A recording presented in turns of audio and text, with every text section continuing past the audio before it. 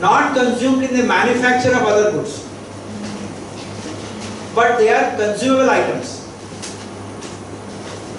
Take for example cosmetic, your Nivea cream और क्या क्या है मुझे मालूम नहीं है. Now those are finished product which are not being consumed in the manufacture of any other item. Medicaments, paints.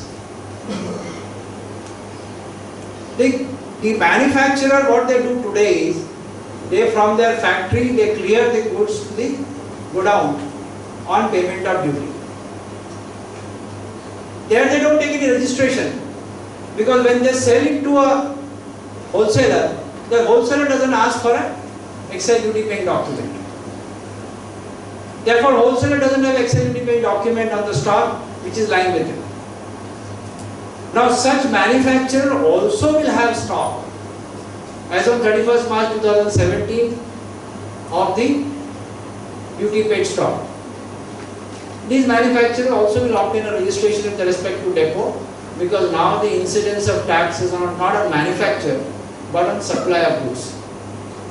And from every depot is supplying the goods. Therefore, such manufacturer also must develop a system by which the credit contained in the stock is computed. Today what we do is, we are only looking at the inventory. Quantity inventory we are looking at. And for the purpose of our balance sheet, the stock valuation is taken by multiplying some cost to the total quantum. So in your accounting record, you will get the item wise. A item has so much of quantity, B item so much of quantity. But what is the excise duty contained in that item? That is not available in the system. Now therefore, a system needs to be developed. Now these items, if you look at the big companies like ITCA Laboratories or Renbexy Laboratories or Nicholas Piramal, you can't compute manually. It is impossible. वो 31 मार्च को stock का आप calculate करने लगेंगे तो 17-18 में हो जाए तो वही बहुत है. By the time government says you pay GST, forget it. Therefore, as on 31st March 2017, if you want that the credit contained in that stock is available to you as on 31st March 17, friends, system will have to be developed from now onwards. Because if you do not develop a system now onwards and test it in December, January, वो मार्च में आपसे निकलेगा ही नहीं. So that is a second class of people, and there are number of such product, cosmetic, pharmaceutical, paint, chocolate, confectionery, so many of them, biscuits. All of them are entitled to the credit of excise duty paid on the input.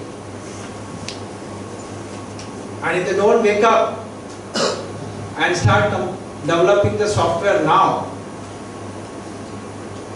March May, because whatever supplies you make after 1st April 17 will attract GST, irrespective of the fact whether you take the credit on opening stock or not. That is up to you. The government allows you a facility. If you don't want to take it, don't take it. That's up to you. The next is and therefore it is essential that the system is developed and the respective godown keeper keeps the duty paying document intact. Because today if you go and ask for, no auditor would have asked for it, but if you go and ask for that duty paying document, hardly you will find duty paying document there, it is of no use.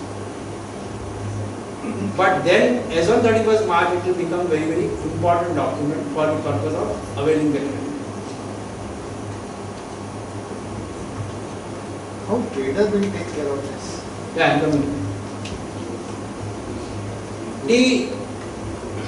Many of the retailers, like large retailers, we have DMart, Shopper Stopper, and so on and so forth. We have. They will not never have the excise duty paying document because they are second or third stage dealer where the material comes in. The government always gives the actual scheme by which if you have actual duty paying document, you take the credit. Or it gives something called a deemed credit. They'll give you some formula. Your value of stock is 1 lakh rupees, minus that 30% margin, so arrive at 70,000, minus another 10% for deduction, discount and all that, arrive at 60,000. Consider it inclusive of excise duty, come at this. In the past also they have given.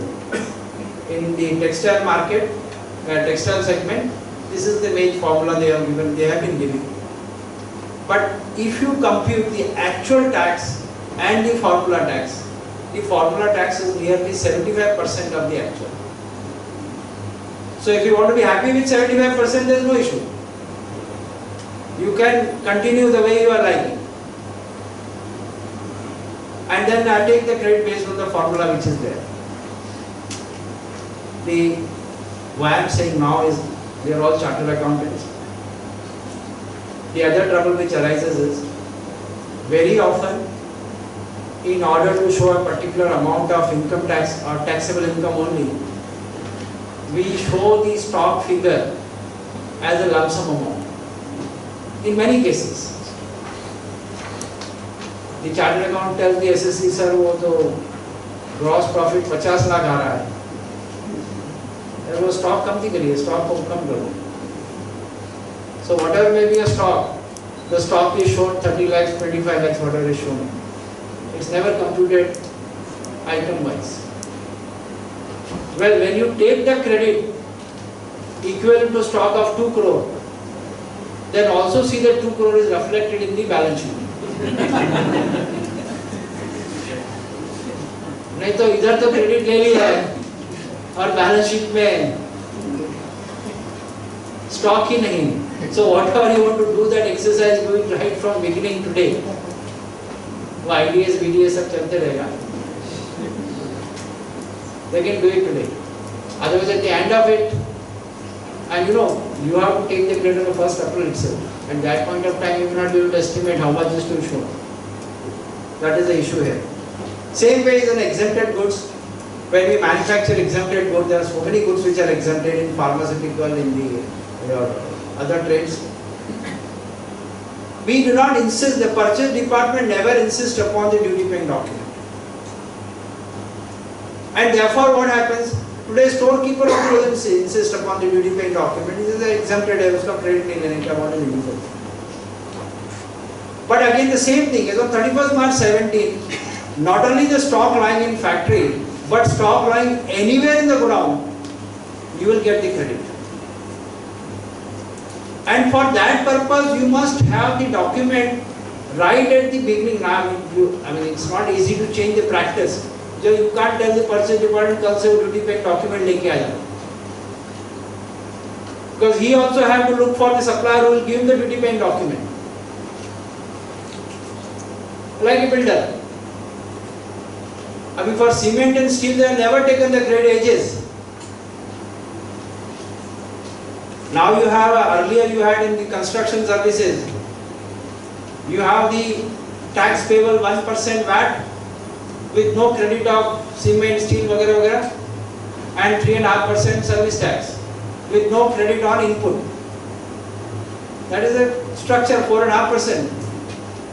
Now the distinction between goods and services goes away. The tax will be payable on the value of goods and services. Both taken together. From the total consideration, land value may be